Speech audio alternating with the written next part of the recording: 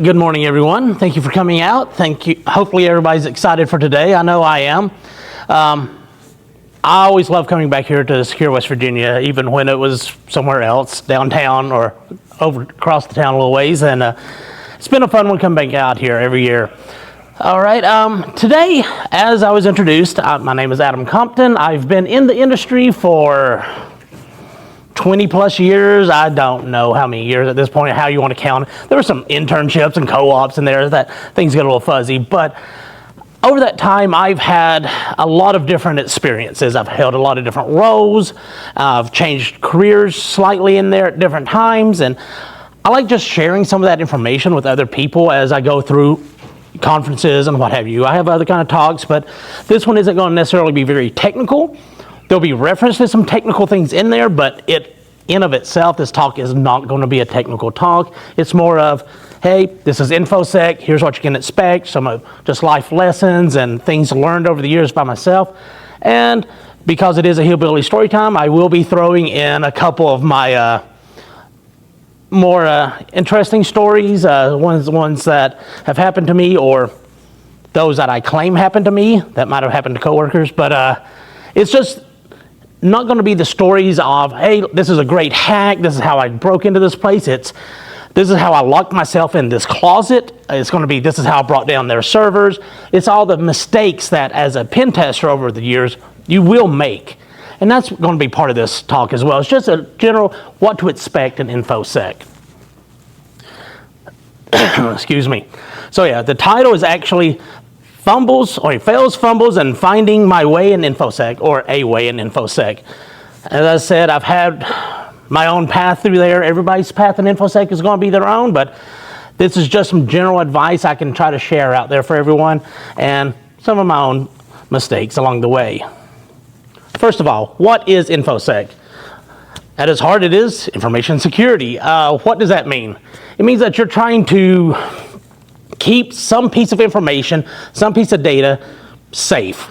That's it. Now, what are you trying to keep safe? Who are you trying to keep it safe from?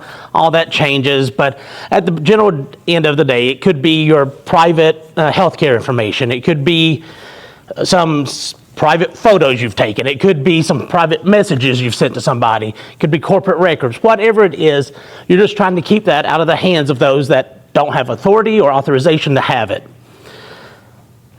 And yeah, InfoSec is a wide field, and we'll talk about that in a moment. There's everything from real technical aspects of it to more logic-based to scenario-based. There's all kind of different aspects in there, but InfoSec as a whole is everything in there works around that general concept. Yeah, it covers everything from trying to keep, like I said, your bank account information secret to keeping bad guys out of your email. So why would you want to have a career in InfoSec? Well, there's several reasons. In general, I'm going to summarize the ones that I feel are the more pertinent to my life. There's always going to be a demand for them. At least within my lifetime, I cannot see a time where there's not going to be a demand for InfoSec professionals, whether that's on the offensive side, the defensive side, the whatever aspect of you want, the research and development. There's always going to be a demand for that in the short term or in the long term, potentially, hopefully. But yeah, it's always out there. There's a huge demand for it because there's always going to be new bad guys out there, new bad individuals, new ransomwares, new whatever out there that's going to come along, and they're going to need people to work on that. And some of us are getting a little older in the years and are not going to be around that much longer so in the field. So hopefully I will be, but at some point we have to hand it off to newer people, and we're going to always need those people. It is changing. I've been in this, like I said, for a couple decades now. And from when I started until now, there are some common threads you'll see going through there, but the technology's changed. The level and sophistication of some of the attacks, how you chain things together, how you have to go about collecting the data, how you have to go about researching various aspects, writing specific exploit code or what have you. That is changing constantly. Maybe not tremendously, like you wake up one day like I know nothing, but if you step away for a number of years and come back, it'll be a shock to you at how much things have changed. But of course, you still have the things like there's bad passwords, people don't patch, there's humans involved, so they end up clicking yes too many times. You still have those commonalities, but yeah, there's going to be differences in there. Maybe new architecture you're working with, maybe new types of software. AI came out. People are trying to exploit LLMs, things of that, to get them to do things. While it may be the same type of concept of an attack, the way it's implemented is going to change. So there's always something new to learn out there. Things to keep you on your toes, things to keep you moving forward. It's important. Maybe not so much that somebody hacks your grandmother's Facebook account. Wow, that's annoying and maybe traumatic to her. In the grand scheme of things, that's not going to damage anything too terribly, most likely. Protecting nations like your critical infrastructure, our power plants, stuff like that, that can have a huge impact on us if something happened there. So there is going to be various levels of impact that you can deal with, some of them less than others, but to someone somewhere, all of those are going to be very important. And if somebody's willing to give you a job to work on it, better yet. But yeah, ultimately also, it's going to be that because there's such a variety of things out there, you're always learning, there's going to be a space in there for anyone who's interested. If you have some concept that you want to work on in there, whether it's just doing research, it's getting up talking about life experiences, it's being that pen tester, it's being the SOC analyst, whatever it is for you, there's going to be a space in there. So if you have any interest in this, there is a good career in there for you if you want it. Oh, and yeah, they do pay you for this. And for most people, it pays fairly well in comparison to some other industries. So maybe not as much as like their neurosurgeon or something like that, or lawyers, but hey, to each their own. But for my life skills and all that, I get paid pretty well for this. So, and I think that's a driving factor for a lot of people, while not necessarily the reason, but it doesn't hurt, I'll just say. Whoops, go back. So I've mentioned that there's different types of roles you can play in InfoSec. Doesn't mean that you're stuck to one if you pick one. I've switched between a few of those over the years. But yeah, and I'm going to grossly oversimplify the various roles of InfoSec, so just bear with me. But any one of these, you could do an entire talk on, a whole seminar on, going into nuances and techniques and what it is to be that particular role and certifications and all that. But I'm just going to narrow it down to these, 5 general categories. First off, you have penetration testing or pen testing. That in of itself is an amalgam of different ones depending on who you talk to. But ultimately, what is a pen tester? A pen tester is someone who is a paid bad guy, kind of. Well, a lot of these are. But in this particular one, you generally provided access to a network somehow, whether that's through, for internal, you're provided a network adapter or a network port you can plug into or what have you. They provide you a system to do the testing. It's generally some level of knowledge is known ahead of time and some cooperation with the target client in that they give you the initial access. But from there, you try to see where you can go. Can I exploit that web application? Can I exploit that server? Can I do a man-in-the-middle attack? What can I do? You're trying to find those holes before some malicious entity comes along and does it. People may have different definitions of what a pen tester is, but in general terms is you're just trying to find the holes before the bad guy does, and as many as you can to provide the client or your company, whoever you're doing this for, concept of what your security posture is so you can try to fix it. What is red teaming then? Well, it's more targeted pen test with fewer rules, but more strict rules. Red teaming is you're going in with little to no knowledge about the environment. The client or your company knows that you're going to do a red team. They might not know the exact day you're going to do it. So it's kind of a little bit of, you agree to go after us? Yes. And I agree to be within the rules? Yes. All right. And there's not usually a lot of definitives in there as to when you start and all that, just to keep it a little ambiguous sometimes. But what you're doing is you're trying to find a way to, through hook or crook, and within the terms of agreement, get past their security mechanisms. You're not given initial foothold generally. Whether it's through breaking into the building, through a physical assessment, doing a phishing exercise, or social engineering of some kind to coerce a cooperation to get a payload on their system that gives you a back door, whatever it is. You try to find a way onto their network or into their data center and try to gain access to a particular service, piece of data, what have you. Generally, in these cases, there's not, as I said, not a lot of communication back and forth between well, you have your primary point of contact, which is your C-level entity, usually at the client that you're dealing with. Most of the people below that are not aware that this is going on, and they are to react accordingly. If they think something's wrong, they will confront or report to their local security. They will send up alert to the security office.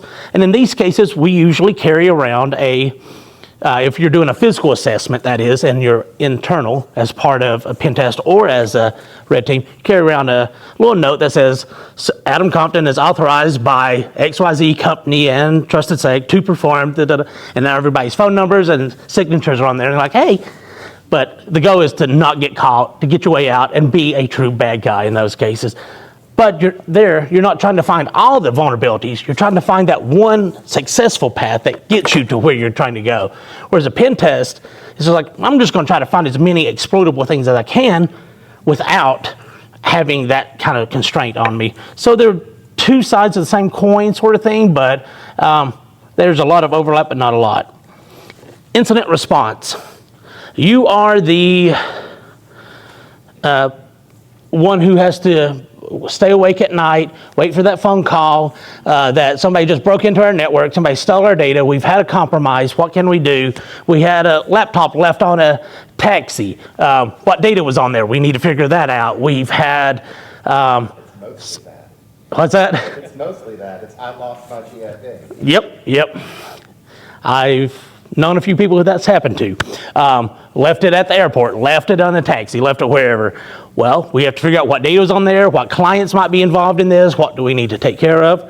Or on the different side, you're sitting there and all of a sudden you get an alert that one of your domain administrator accounts has been started logging into 50, 100, 200 systems. Something's not right. What is going on? Let's jump on there and start triaging this, trying to figure out what's happening, why it's happening, how can we stop it, and find attribution and things of that nature. You're the ones who goes in. When something happens, you're the paramedics, effectively, of the InfoSec world. Defensive security blue teaming.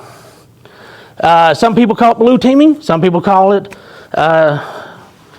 defensive security. There's a number of different terms I've heard in there. Generally speaking, you are the protectors of the network. Sometimes that will include incident responders as part of that, but many times you are the network administrators, you are the semantic administrators, you are the whatever protection you have on your network. That's who you are.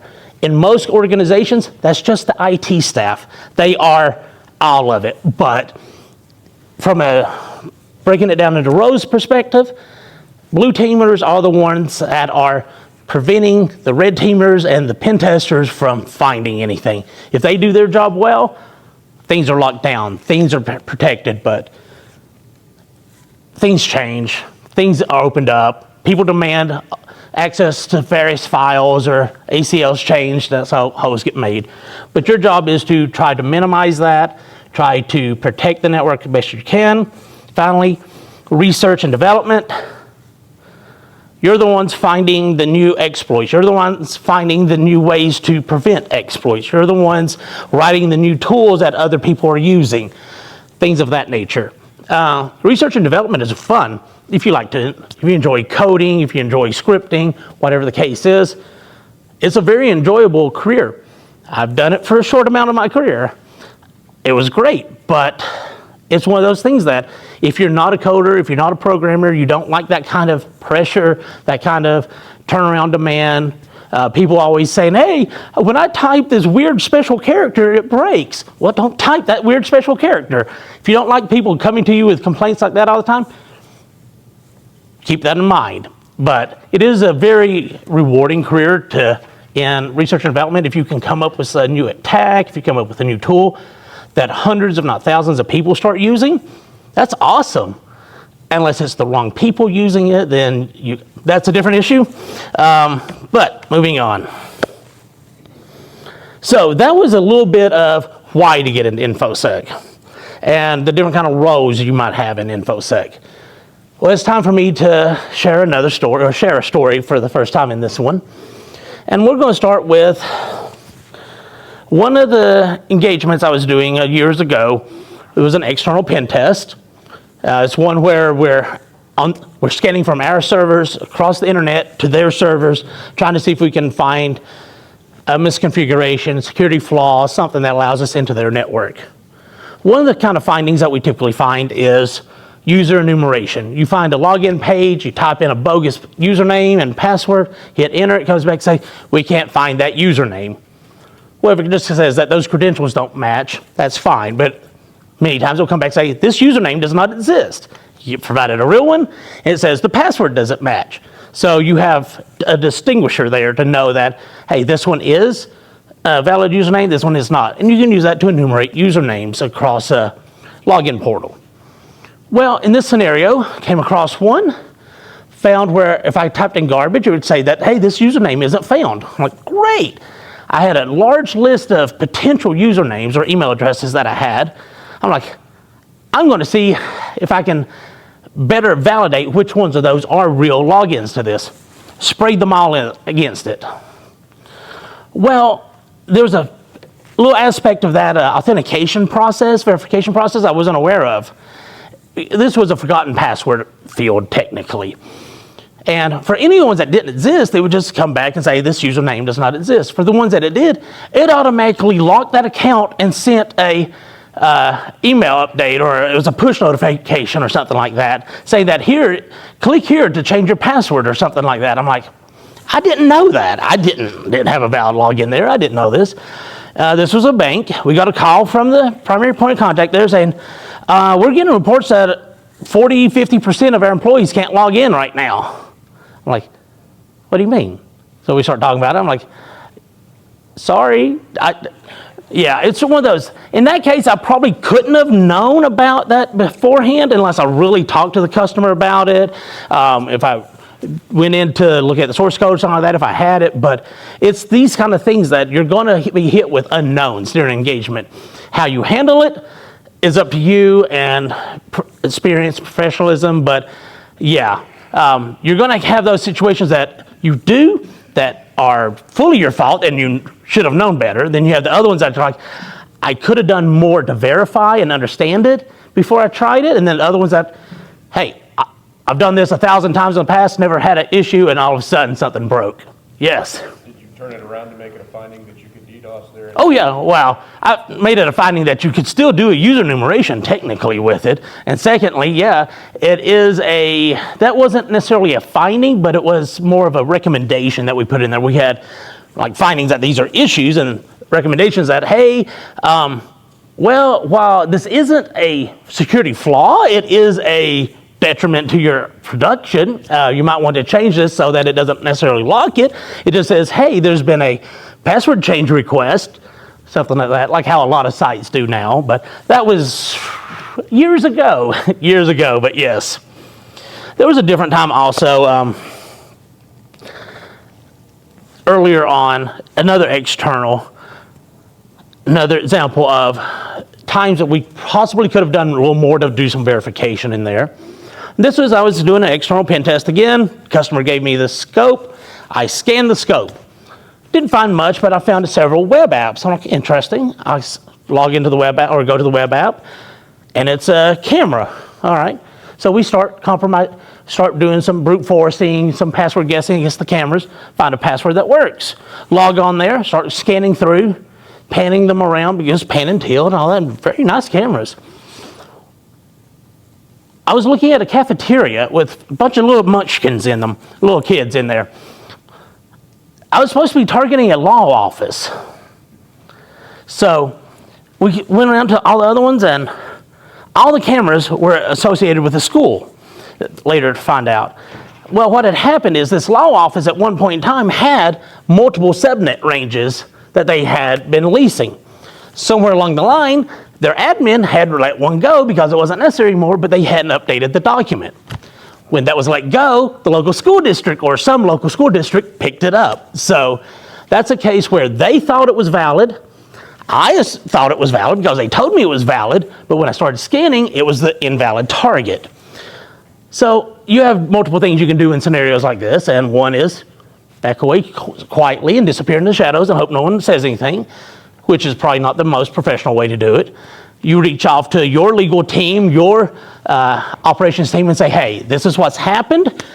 With our true client, they're okay with it because we didn't do anything bad to them, but there's this other unknown client that we have started scanning.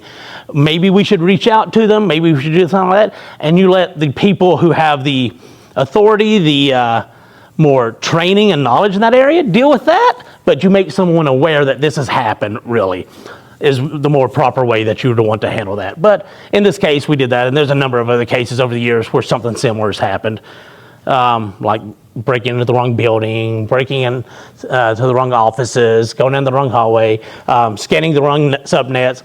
Over 20 to 30 years, yeah, you do some weird things in there at times, especially when you're doing about 30 engagements a year. So you get quite a rack in there.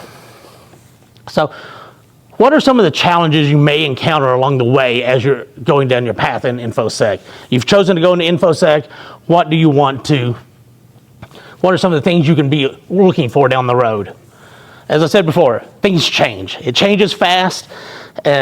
Sometimes it looks the same and but it's really different under the hood. Sometimes it has a new paint job, but it's the exact same car underneath, depending on how you want to look at it. But things do change week to week, month to month, year to year in InfoSec. The way you have to defend, the way you have to attack. But that's one of the things you just need to be aware of. And if you get very complacent, you're going to find yourself lost in there. And you're going to have to play catch up pretty quick to get back on the stage with everybody. Or if you happen to make a small change of career in the middle, take a year and a half off and come back and go, wow, I have a little bit of catch up to get back up to, but it's where it is constantly changing. You do have to keep aware of that or you will stagnate. Here's one I get asked when people ask me about InfoSec and getting into it or career advice.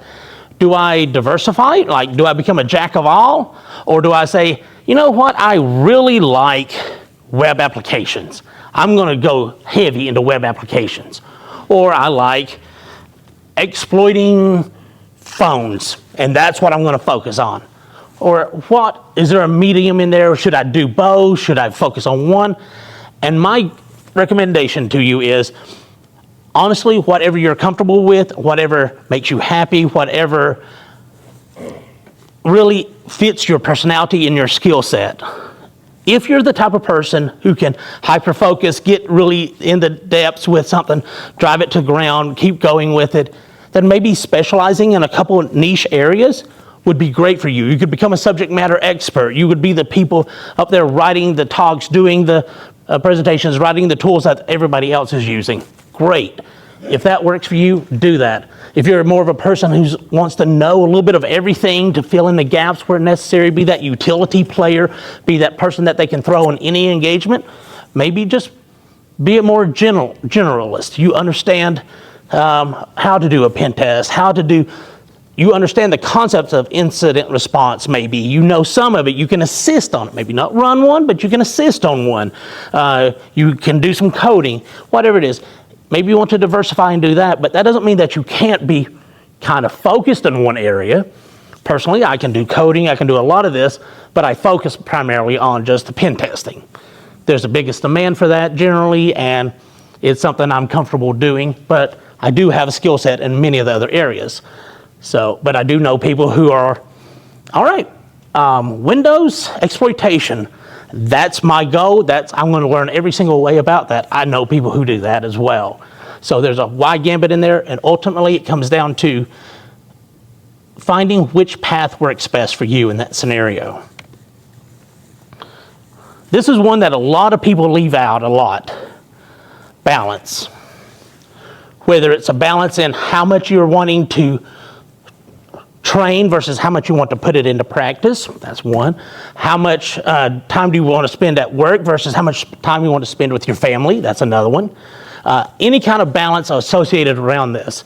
You need to find the one that works for you. And I will tell you, if you focus too much on a particular topic for too long, or on work or whatever, you will burn out. Everybody in InfoSec at some point will probably either burn out or work with someone who has, or know someone closely who has. That doesn't mean it's the end of your career. It just means that you're going to take a break, possibly work through it, come back refreshed, and maybe continue on your career, maybe do a career change, whatever. But hyper-focus and burnout in InfoSec is something that does happen quite often. And I've seen a lot of people that I thought were really great at InfoSec, at pen testing, at coding, at whatever.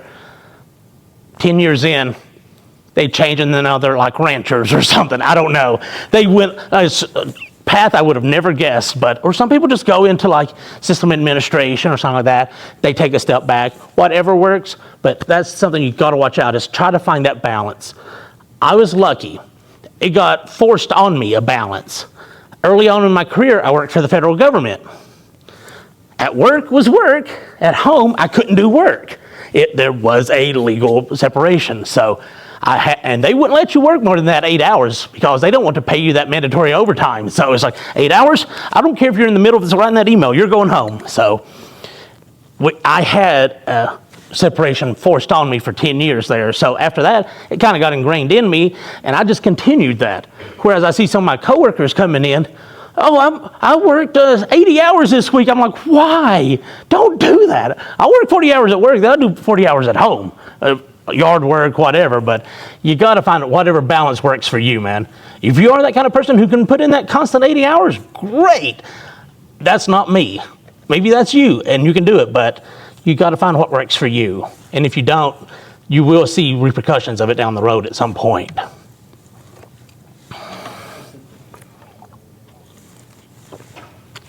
So, another story time here about knowing, I guess, situational awareness, I guess is how this would fall under. Broke into a building one time doing physical pen tests. Both of these are going to be physical pen test related. Broke into a building, snuck your way through, found my way into this weird little comms closet hallway thing. There's a bunch of doors going into it, just no way out of it. Because each way, it's like several data rooms had access into this little closet thing, but you couldn't get, there's like 3 or 4 doors coming in, and you couldn't get back out because, well, you had to have the key card for each way out. Found my way in here. Door shut. Door didn't open. No one knew I was there. I'm standing in there. I have my little bag with me, network adapters and plugs and my little, it was a little Casio weird thing, a little computer thing that you do a little bit of work with. It would SSH out to a main server and back, but I'm in there, I'm like, well, I got data, I was in there, I connect in and all that.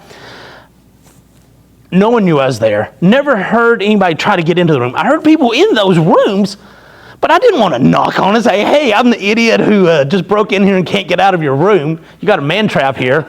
So eventually I did manage to, what was it? It's a while back. I did get out. Somebody actually did open the door, come in to do something, and I just acted like I had my bag there. I'm like, oh, great, I'll be right out. I grab my stuff and walk out, and they're all like looking at me like, as you're walking out. Yeah, a little short, fat me coming through there. It's hilarious. Seeing me go through the snow, climbing up a ladder, getting into a building would have been hilarious too, but that was a whole different story. Another time, another door. I hate doors, by the way, locking doors. Me and a coworker broke into /conference / assisted living facility. It was a weird building thing. I don't understand why they had it this way. But yeah, it was up north somewhere in the northern states up that way. We break in. Well, we don't break in. We go past the front desk. I'm like, hey, can we come through here? And yeah, we're back there. Yeah, okay, whatever. we get by them. Let's say we get back to there and we're walking along. We have our stuff, and we are in more of the conference area of this, and there's all these doors that lead out. And so we follow one out, and we find like this little data closet. I'm like, great. And there's the network admin's office. I'm like, great. Here's this nice door. Well, let's see what's out there. I open it up. I walk out. I'm like, it's just a little area that the smokers come out here. Then I hear, yep, that's what it is. Click. Well, we just broke our way out of a building. Let's walk around the building. Let's get back in. So it was one of those things that just be aware of your situation. Those didn't cost anybody anything other than our dignity, like falling into a dumpster looking for papers, but that's a different issue too. So yeah, it's not all fails that you're going to encounter are like, oh my God, you're going to be fired. Other ones are just like, you're an idiot. But no, all seriousness though, it's one of those that we have a good laugh about it. I thought you had the door. No, I thought you had the door. Well, neither one of us had the door, so I guess we're doing the walk around the fence and hope there's a gate over there now that we can get out of. So I have had to stand out of buildings before and just keep knocking on doors like that until somebody opened the door and go, oh, thanks, and walk in. It's surprising how many times you can just get by somebody without acknowledging them, and they'll just look at you really weird. But hey. Also, I found like just big cups of soda and being with a good Southern accent, walking up to people, asking to use the restroom. It's amazing how many times they're like, oh yeah, sure, whatever. But I don't know why that works, but it does. But yeah, so you will experience failure. You will have these stories of your own. My encouragement is learn from them and share them, because everybody likes to share their successes. But rarely do people say, hey, here's what I learned from this failure. And I've had several of those too. Is where I'll have access to a server through some payload. I'll try something that I know has a high chance of crashing that connection. And I'll try it without having a secondary connection in place. And I've lost my connection. I have to go through trying to break back into it. Things like that. Things that I should have known that you will learn from, and after enough time, even this thick skull will get something hammered into it that I will remember that before I do anything that's dangerous to my connection, make sure I have a second or third connection as well in place to recover if need be. Doesn't have to be super complex, but you will just learn these little techniques and tricks for yourself over time. And that's where I think failure is misunderstood so much, is that people view it as a failing as opposed to a chance to learn from it and grow and better yourself down the road so it doesn't happen again, hopefully. So speaking of lessons learned, first and foremost, it's okay to make mistakes. As I was just saying, everybody makes them. You will make them. I've made them a lot. Hopefully not proportionally more than most, but I have made my mistakes over the years. Everybody does. Even that person that you think is the grand peak of some explorer, some technology or what have you, if you're, or gaming or whatever it is that you're into, they make mistakes too. Just because, like, they can, like, Harlem Globetrotters, you never see them miss a basket or what have you. Professional sports players, they always seem to be doing so well. But you know how many hours and mistakes they had to go through to get to that point? You're seeing them after they've done that, and even then, they will still miss the shot. They will still miss what have it. There's always going to be that one person who will beat them, what have you. So you will make mistakes. Everybody makes them. Use that as a learning experience and move on. Here's one that I've started taking to heart over the past 5 years or so. I had it the whole time, but really got into it here recently, almost too much at times, is document everything. If you're on an engagement, if you're doing an incident response, if you're doing research and development, whatever it is, document. If on a pen test, I log all the output of all commands. I log my entire session. I log what time I run commands. All this stuff, I have automation around it now that facilitates all that, but I document all of that. Whenever I do compromise a system, I use Obsidian. I jump in there and I make a little note for myself. I use tracking information like that. I track when I exploited it, what system I exploited, what account I used for it. I go through all this. Reason being is, one, you're going to have to write a report or some sort of follow-up to this at some point. Having that is going to make that report writing so much easier, especially if you're documenting, screenshotting, all that as you're going along. Secondly, so many times I've had clients come back to me, even during the engagement, like, oh, we noticed that we had an issue with this server at around 1:30 today. Were you doing anything? Well, I can pull back my logs and look around that 1:30 range and see what I was targeting, if I was targeting that server or not. I can go, oh yeah, most likely that was a result of me doing X, Y, Z. Or I go, nope, I haven't been looking at that system since yesterday. Don't know what that one was. So you can get that response back to them. Also, if you've got good documentation, and depending on what the retention policy is for the company you work in, we submit the report, and then a couple weeks later, they ask for like a report review or readout or whatever. They have questions on it. I have all my notes. I have good documentation. They ask a question, I can usually find it pretty quickly to get it back to them. I do this in response to not having notes in the past, and they're coming back going, well, what proof do you have that this was vulnerable? I'm like, other than the screenshot that's in that report, nothing. I saw it, I did it, but I don't have proof. I don't have documentation. You're gonna have to use that documentation at some point. Maybe not every time, but it comes in handy to have it enough that I do it all the time now. Communication, along with documentation, communication. You're going to have to, somebody told me once upon a time, I don't care how good of an exploit you had, how good that compromise was, unless you can prove it to me, it didn't happen. Like, do you have that screenshot? Do you have that log? Do you have a video? Do you have some proof that you did it? No? Then as a client, I don't care. I don't think you did it. So you have to show that proof there. That's where communication comes into play. If you don't have a process by which to either verbally communicate with your client, to have the ability to write that nice report, to give that presentation, you're going to have a harder time of it. That doesn't mean that everybody in InfoSec has to be able to give up and give speeches. Not everybody has to get up and give presentations or write 200-page reports. But you are going to have to communicate with either your boss, your teammates, something of that nature. The better you are at being able to describe and communicate complex concepts to non-technical people, that is a great asset. And working toward that is something that a lot of pen testers, a lot of InfoSec, a lot of incident responders have to work on and learn how to do.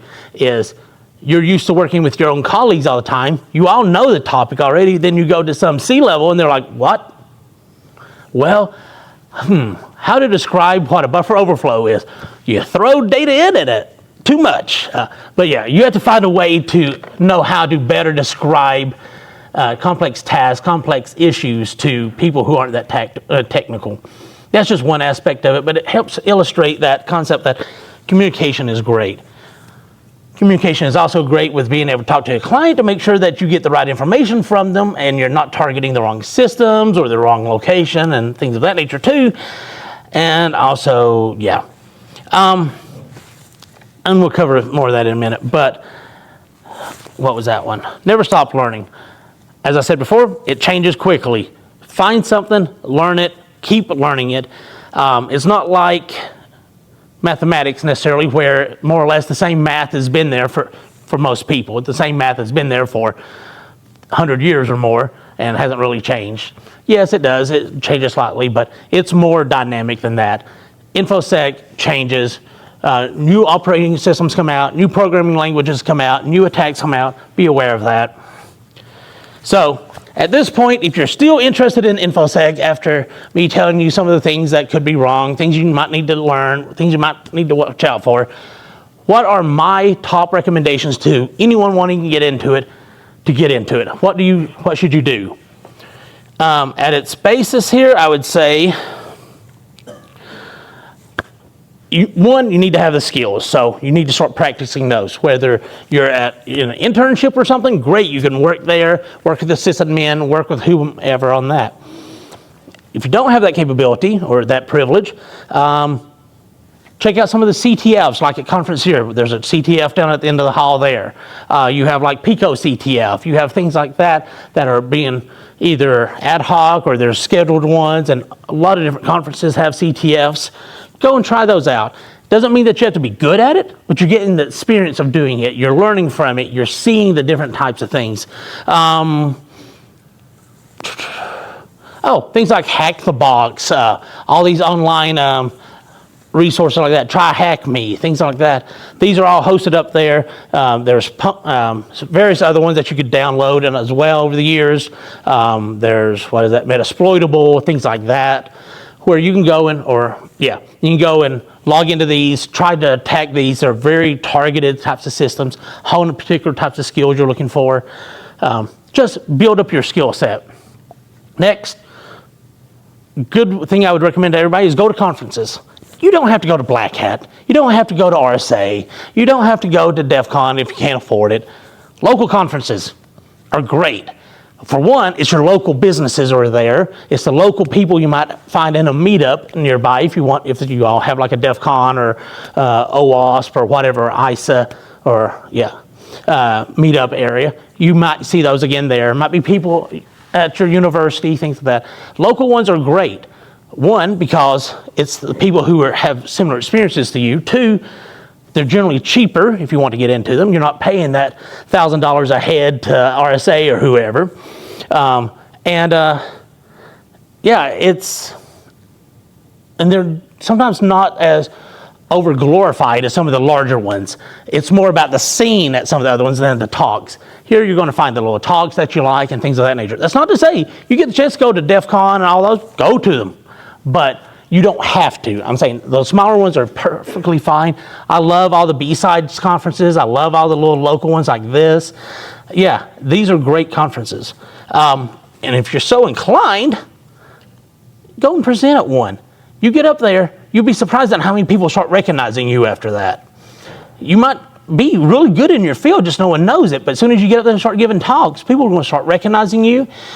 When you go to interview at jobs later on, people might recognize you for that. You can put it down on your resume.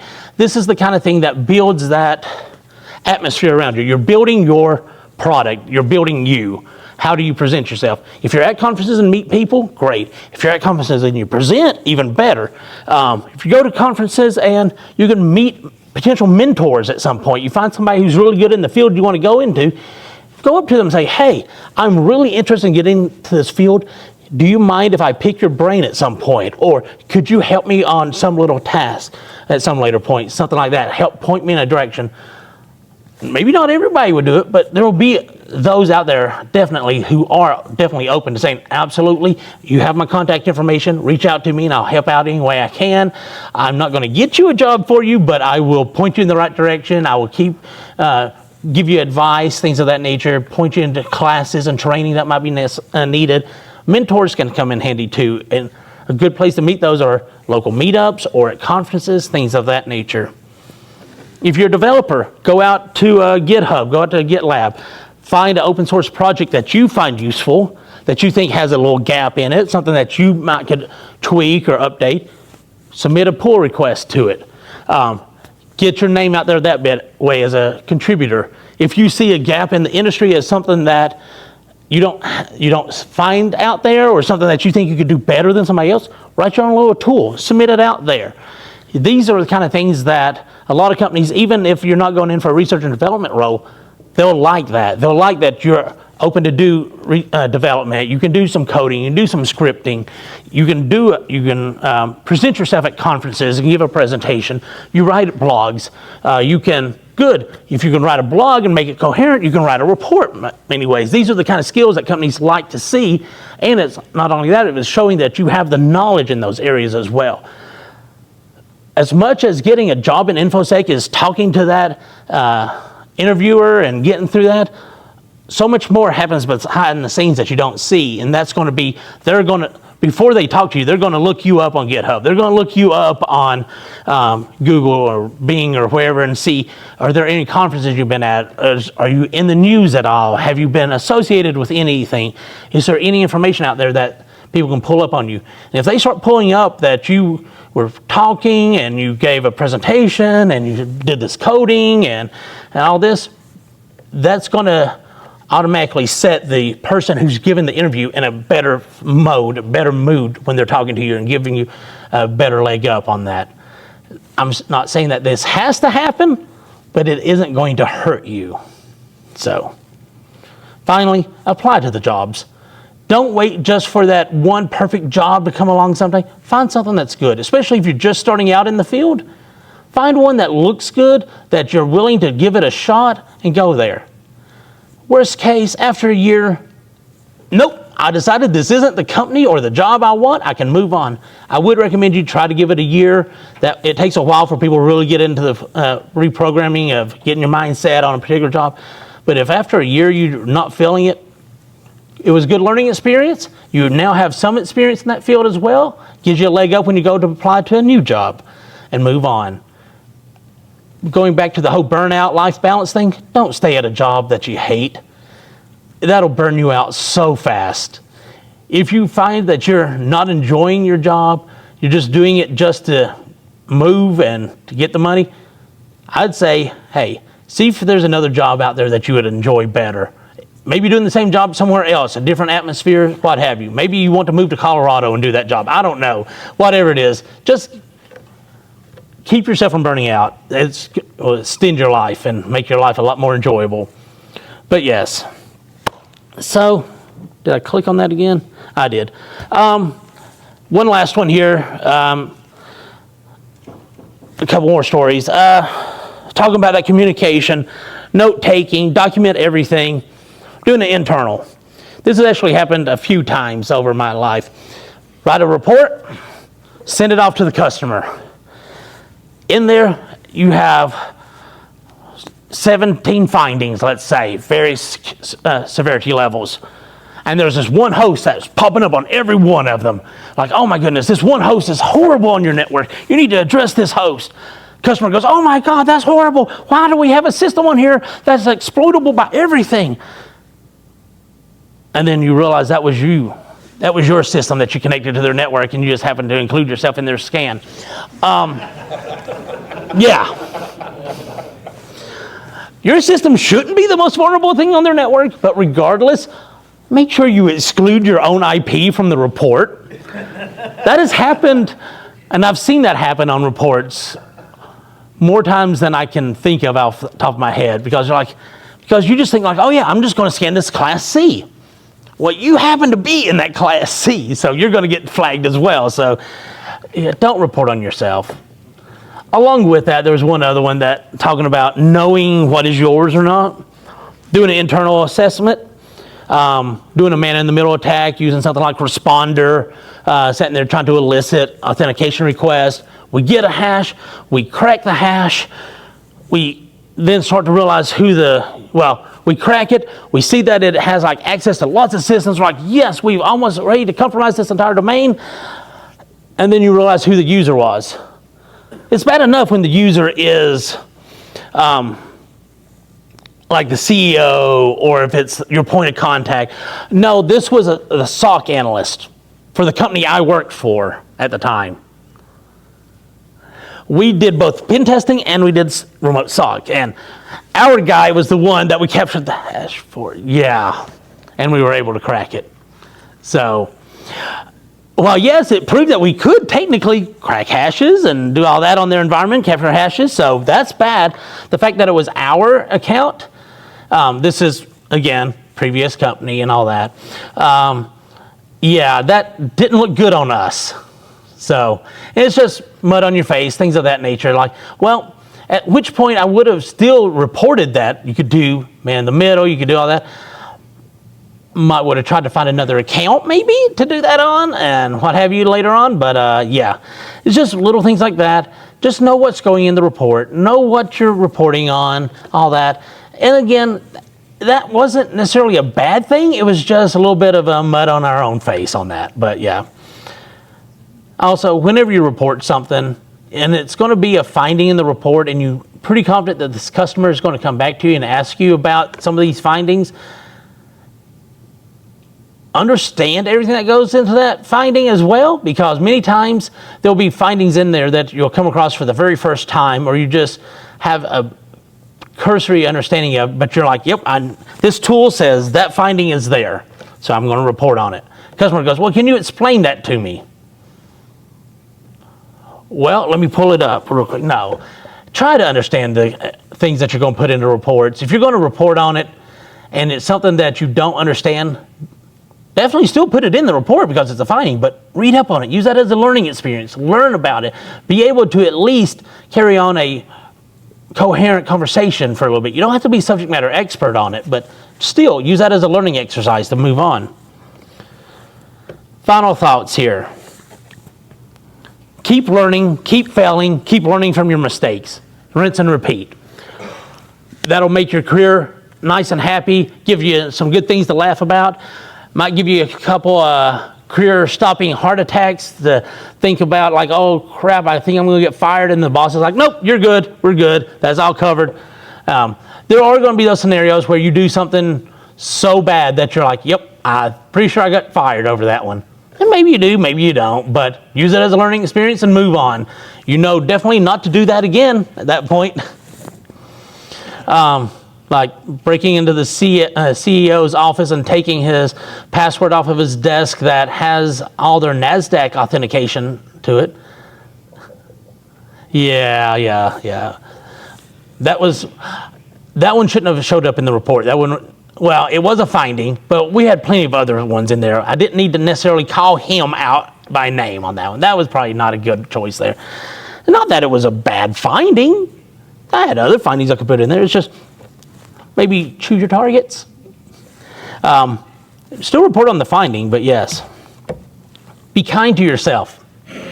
Be willing to laugh at your mistakes. Be willing to give you time to decompress. Be willing to have a hobby that you can go off and whether it's race cars or go fishing or play miniature gaming, whatever it is that gives you entertainment, give yourself time to do that. Give yourself time outside the office. Give other people compassion and time. Just because you feel stressed doesn't mean that everybody else has to feel stressed. Everybody's trying to get their job done. Everybody's just trying to live. Just in general, be kind. And that'll help out your health a little bit there. Finally, find your niche if you wish. I would recommend, if you can find a particular area that you excel in, as I mentioned before, whether to diversify or focus narrowly, to find that niche area though. Like, just because you love doing exploits doesn't mean that you need to do exploits for routers, for phones, for TVs, for printers. You don't have to do it for everything. You might expand out later on, but start out with writing exploits for embedded hardware and focus on like printers or something, and then start working your way out. Trying to do too much at one time, again, is a quick way to lead yourself to either overstimulation or burnout or crashing or not being able to focus enough to get good at any of it. So try to find an area that is a good bite-size solution for you that you can get your teeth into, understand, and work from there and build up. Finally, thank you all for coming out. I'll be around for questions. I think we still have a few minutes here. Not a long time, but a couple minutes. If anybody has any questions, if you want additional stories, that's my contact information. I'll try to post this up to one of the SlideShare locations. I forget which one it is offhand. I'll post it on Twitter and everywhere later on as well. Thank you all for coming out. Thank you all for staying around listening to me babble on for the last 45, 50 minutes here, or 50 minutes. Yeah, any questions, comments, concerns? You want me just to shut up so y'all can go to the next one? But I'm happy with all of it. Yes? Got one for you, Adam. Certain organizations, especially certification ones, seem to have this report that comes out all the time that says there's, 2.5 billion open jobs in Yes. InfoSec, right? And Yes. what I find is a lot of people I've talked to are getting frustrated, especially those trying to get Yes. into it, because they see this and then they think, what's wrong with me? Or, why can't I get it? So what is your suggestion for people that are trying to get into this, that may be looking at these things and getting a little discouraged? First, as I said, I would recommend you do a little bit of networking if you can. First and foremost, if you're in college, go to your college fair. There'll be recruiters there. There'll be people you can talk to. Local conferences, great one. There's a line of them out there. On most conferences, there'll be a grouping of various vendors or people there doing recruiting. A lot of conferences even do a career track. That's a good one to go to. They'll either A, let you interview with people, B, let you do fake interviews so you can build up your confidence, or they'll help you write resumes, stuff like that. These are good resources that you can have at your availability if you wish to take those. Beyond that, what can you do? First and foremost, networking, learning people, talking to people. Secondly, if you can find a mentor that can in the field that will talk to you and will help you, guide you along the way, that is a good resource, and they can help you down the road. Maybe put in a good word for you, maybe write a recommendation if that's the kind of thing that job requires. Lastly, I would say don't get discouraged. There will be a job out there. Not every job is going to fit you. And if you're just blanketly throwing it out there to everybody, some of them aren't going to accept you. And if you're having an extreme amount of time, I would suggest, as I said before, find one that will accept you at some. It doesn't even have to be that dream job, long as it's still in InfoSec. Whether it's at sysadmin, it's an intern sysadmin, it's a network cable runner, whatever it is. Get in a job somewhere, get that little bit of experience, get that job under your belt, stick that out for a little bit, and try to learn on the job as much as you can, and then move into something more akin to what you're looking for. That's not going to be right for everybody, but that is something I've seen some people do. I've seen even people come on as executive assistants, sit there, they are surrounded by it, they learn all that, and then they migrate from that into like sysadmin or pen test or something down the road. You can always jump over, even if it's not in the same company, you can find another company. And once you have that first job that's adjacent or in InfoSec, the next one becomes so much easier. But again, keep an eye out on various career panels at conferences, things like that. Your schools, a lot of counties will even do job fairs and stuff like that. I know there in Danville, Kentucky, they had one not too long ago, stuff like that where I'm from. There's all these different job fairs you can go to around to. And no, you don't have to be there at Price Waterhouse. You don't have to be at Microsoft. You don't have to be at Google. You can be at your local electric company. That will get you in the field, and you would be surprised at how beneficial that'll be, how many resources you may or may not be able to get there in comparison to the big ones. The big ones have more money, but they also have more money because they're tight with their money, whereas smaller organizations might be willing to send you to more trainings, send you to get you new toys to work with at work, things of that nature. So don't disregard the smaller guys too when you're applying to jobs. Does that help? Find a job when you got a job. It's absolutely easier to find a job when you got a job. I agree with that. The problem is finding that first one. And yes, I find that too many people are looking for that dream job for that first one. I don't know how many people have ever found their dream job on their first job. No. Take something that you can do for a year and use that as your stepping stone to move on from there. So that would be my recommendation on that. Any other questions? Nope. Well, I appreciate everybody's time. Thank you so very much.